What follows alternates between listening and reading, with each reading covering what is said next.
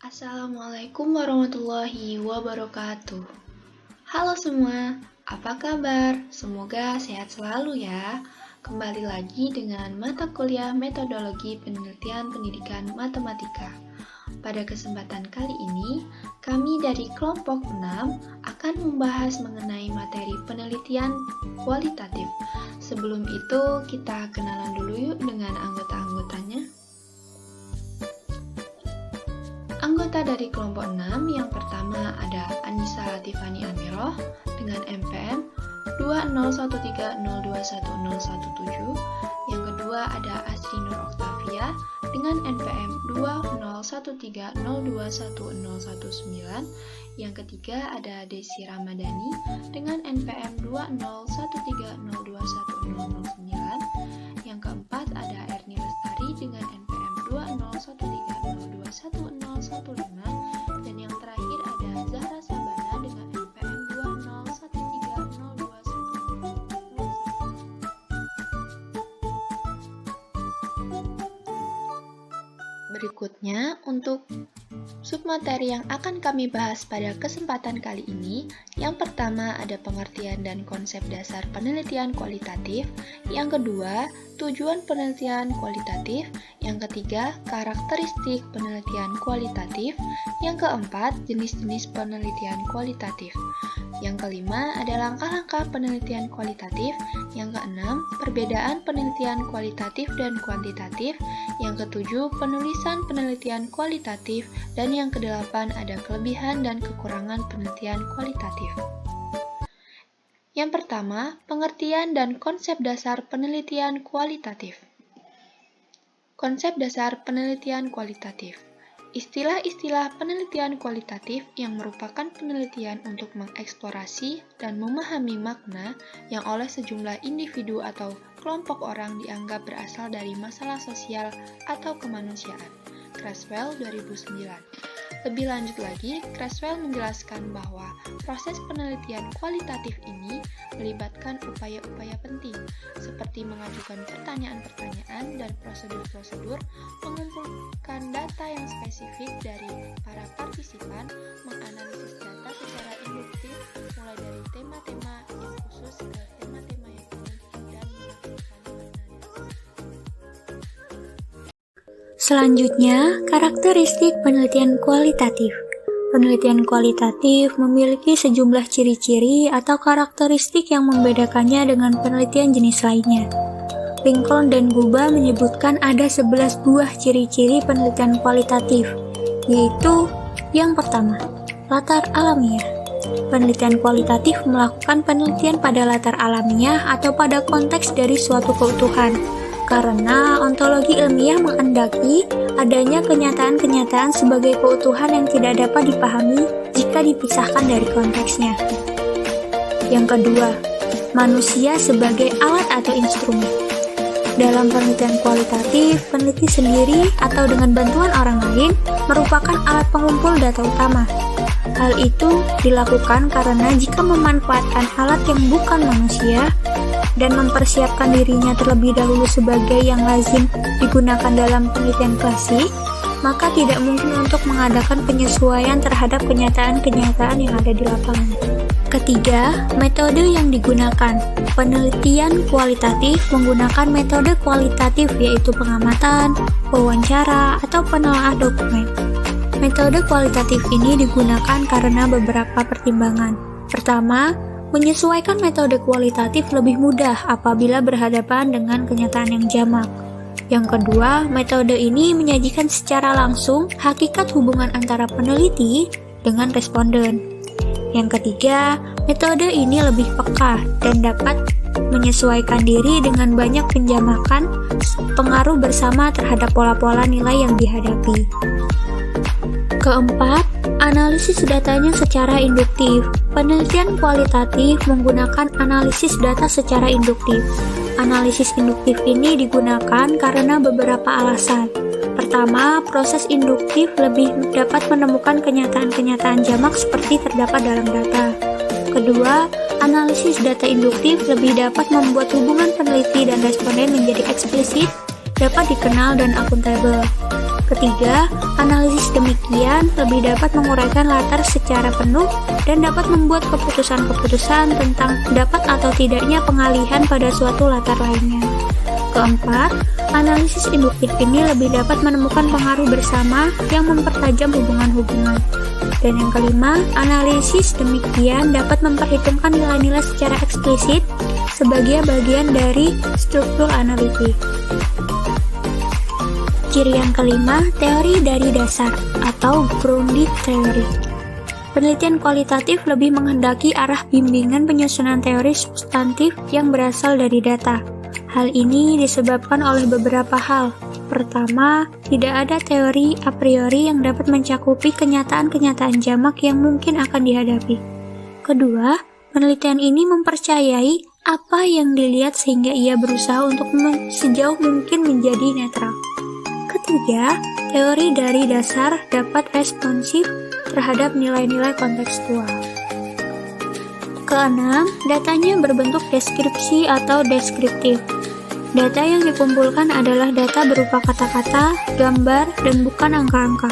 Hal itu disebabkan oleh adanya penerapan metode kualitatif.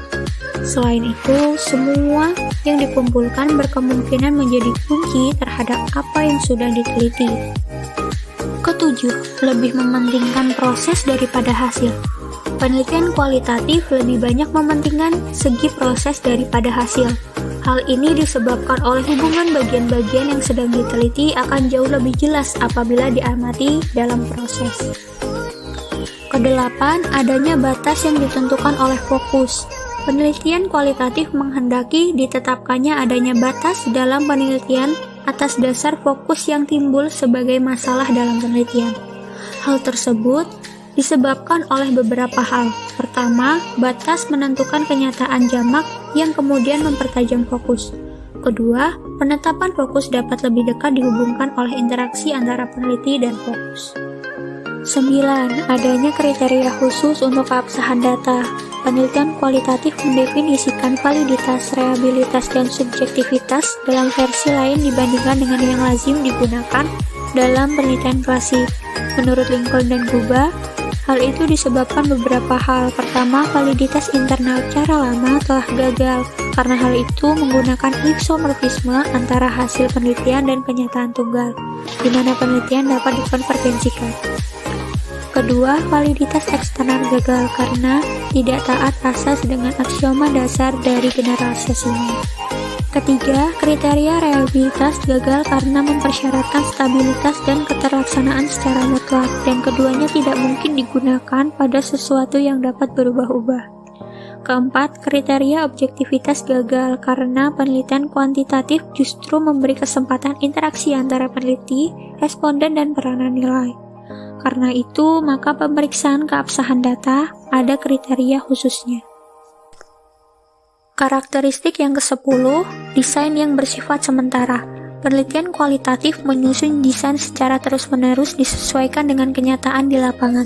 Jadi, tidak menggunakan desain yang telah disusun secara ketat dan kaku, sehingga tidak dapat diubah lagi. Atau tidak dapat diubah lagi.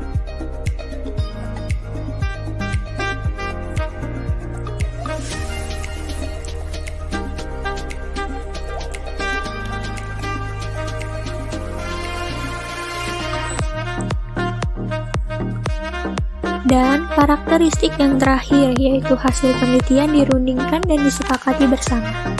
Penelitian kualitatif lebih mengkehendaki agar pengertian dan hasil interpretasi yang diperoleh dirundingkan dan disepakati oleh manusia yang dijadikan sebagai sumber data. Hal ini disebabkan oleh beberapa hal. Pertama, susunan kenyataan dari merekalah yang diangkat oleh peneliti.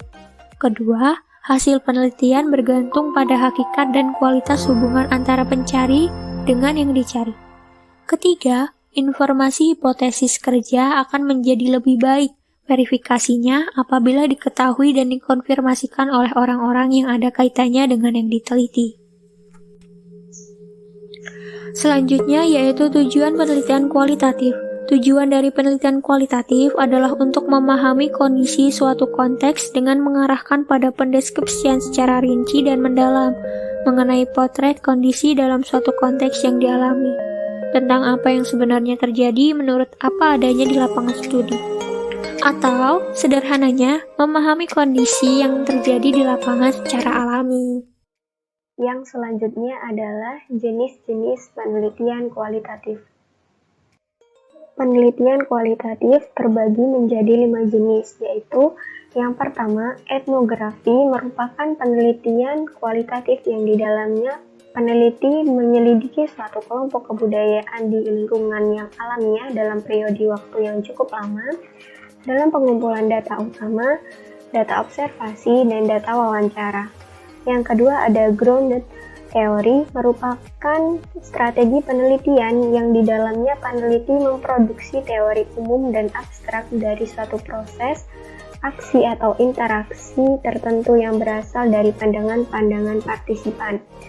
Ketiga ada studi kasus, merupakan strategi penelitian di mana di dalamnya peneliti menyelidiki secara cermat suatu program, peristiwa, aktivitas, proses, atau sekelompok individu.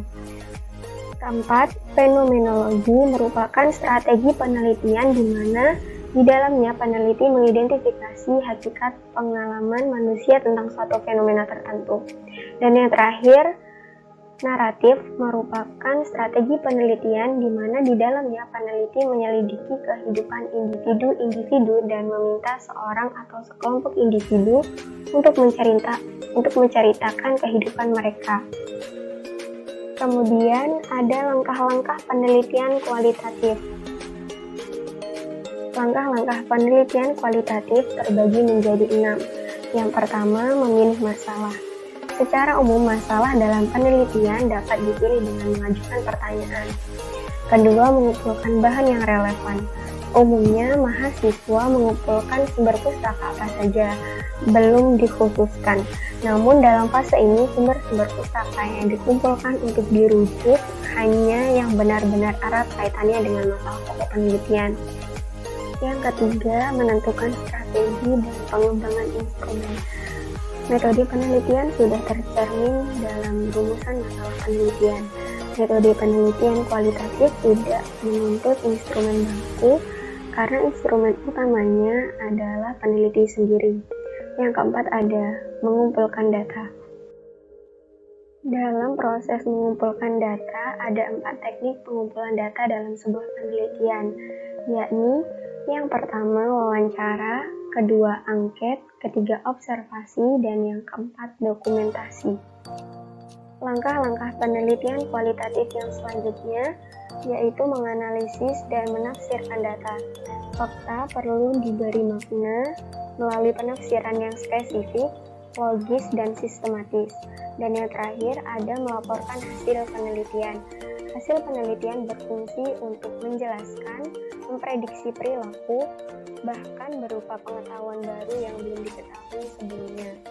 Para peneliti dituntut harus berusaha agar prosedur, hasil-hasil, dan kesimpulan penelitian mereka tertuang dalam bentuk laporan yang dapat dimengerti oleh orang lain. Materi yang berikutnya yaitu penulisan penelitian kualitatif. Nah, kegiatan akhir dari sebuah penelitian adalah penyusunan laporan. Melalui laporan penelitian itulah, kita dapat mengetahui bagaimana kualitas keilmuan suatu penelitian yang telah dilakukan. Laporan penelitian ilmiah pada dasarnya adalah sebuah tulisan yang mendeskripsikan hasil-hasil penelitian yang telah dilaksanakan dari awal hingga akhir. Mengingat bahwa laporan penelitian merupakan sebuah karya ilmiah, maka ragam bahasa Indonesia yang digunakan adalah bahasa resmi atau baku.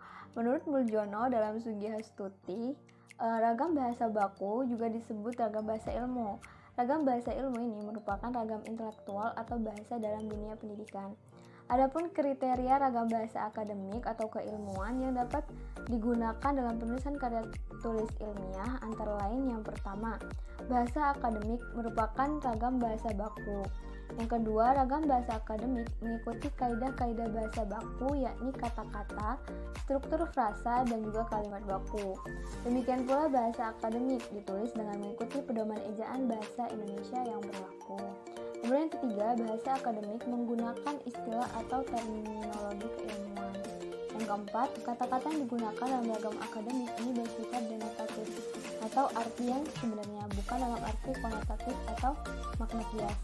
Nah, yang kelima, bahasa akademik bersifat rasional. Ragam bahasa akademik lebih berkomunikasi dengan pikiran daripada perasaan. Dalam aplikasinya, ragam bahasa akademik bersifat tenang, tidak emosional, tidak berlebih-lebihan, wajar dan efisien serta efektif.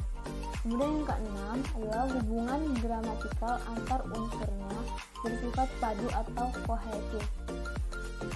Dalam bahasa akademik, hubungan antar unsurnya itu baik dalam kalimat maupun dalam paragraf, dan hubungan antara paragraf satu dengan lainnya bersifat padu atau kohesif. Untuk menyatakan hubungan dipakai alat-alat penghubung seperti kata-kata petunjuk, kata penghubung, dan lain-lain. Yang ketujuh adalah hubungan semantik. Hubungan semantik antar unsurnya itu bersifat logis atau koheren. Dalam bahasa akademik dihindari penggunaan kalimat yang mempunyai makna ganda atau ambigu. Yang kedelapan, lebih diutamakan penggunaan kalimat pasif, dan yang kesembilan memiliki konsistensi dalam segala hal. Nah, konsistensi yang harus dijaga dalam bahasa akademik, misalnya dalam penggunaan istilah, singkatan, tanda-tanda, dan juga kata ganti. Struktur laporan penelitian. Nah, struktur laporan penelitian ini terdiri dari 3 bagian. Yang pertama itu adalah bagian awal atau bisa kita sebut sebagai bagian pendahuluan. Kemudian ada bagian inti dan bagian penutup. Nah, pada bagian awal laporan penelitian itu atau pendahuluan itu terdiri dari halaman sampul, halaman judul, halaman pengesahan, kemudian ada pernyataan keaslian, kemudian ada prakata dan kata pengantar, kemudian ada abstrak dalam bahasa Indonesia dan juga abstrak dalam bahasa Inggris, kemudian ada daftar isi, daftar tabel, daftar gambar, serta daftar singkatan dan juga daftar lampiran. Nah, kemudian di bagian inti laporan itu dibagi lagi jadi beberapa bab. Nah, babnya itu dimulai dari bab 1, bab 2, bab 3, bab 4, dan bab 5 atau bisa lebih dan disesuaikan dengan kebutuhan dalam laporan penelitian tersebut. Nah, untuk bab 1 atau bab pendahuluan itu meliputi yang pertama ada latar belakang, yang kedua ada identifikasi masalah, yang ketiga ada pembatasan masalah, yang keempat ada rumusan masalah, yang kelima ada tujuan penelitian, yang keenam itu kegunaan atau manfaat penelitian, dan yang ketujuh itu ada sistematika laporan penelitian. Kemudian bab 2 atau kajian teoritis itu meliputi yang pertama penelitian yang relevan, kemudian yang kedua landasan teori, dan yang ketiga adalah kerangka berpikir. Kemudian bab 3 atau metode penelitian itu meliputi yang pertama ada lokasi dan waktu penelitian, kemudian yang kedua ada bentuk dan strategi penelitian, yang ketiga ada data-data penelitian, yang keempat itu ada sumber data yang sudah kita peroleh gitu dari tinjauan pustaka. Kemudian yang kelima itu ada teknik sampling, yang keenam adalah teknik pengumpulan data, yang ketujuh itu adalah pemeriksaan kredibilitas data, serta yang kedelapan itu ada teknik analisis data. Kemudian untuk bab 4-nya sendiri itu merupakan hasil penelitian dan pembahasan, di mana pada bab ini meliputi yang pertama deskripsi data, yaitu dengan sub-sub sesuai banyaknya masalah yang seorang peneliti kaji. Kemudian yang kedua adalah pembahasan, yaitu terdapat sub-sub yang disesuaikan dengan jumlah kelompok data yang ditemukan. Kemudian lanjut ke bab 5. Pada bab 5 ini merupakan bab penutup, di mana bab penutup ini berisi tentang kesimpulan dan juga saran. Nah, yang ketiga itu adalah bagian akhir dari laporan penelitian atau penyudahnya gitu. Nah, bagian akhir atau penyudah ini pada umumnya terdiri atas daftar pustaka dan lampiran-lampiran. Misalnya lampiran ini bisa izin penelitian, kemudian catatan lapangan, instrumen penelitian, dan foto-foto dan dokumen penting yang mendukung penelitian atau laporan penelitian tersebut. Materi yang berikutnya adalah perbedaan penelitian kualitatif dan juga kuantitatif. Berdasarkan William, pada tahun 1988, maka ada 5 pandangan dasar perbedaan antara pendekatan kuantitatif dan juga kualitatif. Kelima dasar pandangan tersebut antara lain yang pertama ada pandangan sifat realitas, yang kedua ada pandangan interaksi peneliti dengan objek penelitiannya, Yang ketiga adalah pandangan posibilitas generalis. Yang keempat itu ada pandangan posibilitas kausal. Dan yang kelima itu ada pandangan peranan nilai. Untuk yang pertama ada pandangan sifat realitas. Itu pada dasarnya ya, pandangan sifat realitas itu, maka pendekatan kuantitatif itu melihat realitas itu sebagai tunggal, konkret, teramati, dan juga dapat difragmentasi. Sebaliknya, pendekatan kualitatif itu melihat realitas itu sebagai ganda atau majemuk. Yang kedua itu ada pandangan interaksi peneliti dengan objek penelitiannya. Pada dasarnya pandangan interaksi antara peneliti dengan objek penelitian itu, maka pendekatan kuantitatifnya itu melihat sebagai independen, kemudian dualistik bahkan mekanistik. Kemudian sebaliknya pendekatan kualitatif itu melihat sebagai proses interaktif, tidak terpisahkan, bahkan partisipasi. Kemudian pandangan yang ketiga yaitu pandangan posibilitas generalis. Pada dasar pandangan posibilitas generalis ini, maka pendekatan kuantitatif itu bebas dari ikatan konteks dan waktu, sedangkan pendekatan kualitatif itu terikat dari ikatan konteks dan waktu. Lalu yang keempat itu pandangan probabilitas kausal. Karena pada dasar pandangan probabilitas kausal itu, maka pendekatan probabilitas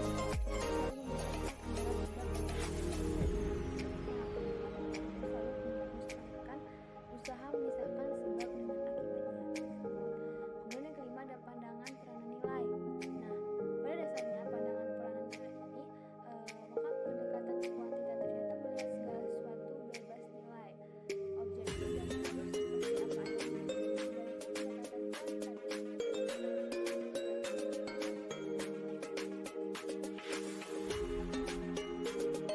Selanjutnya adalah kelebihan dan kekurangan dari penelitian kualitatif.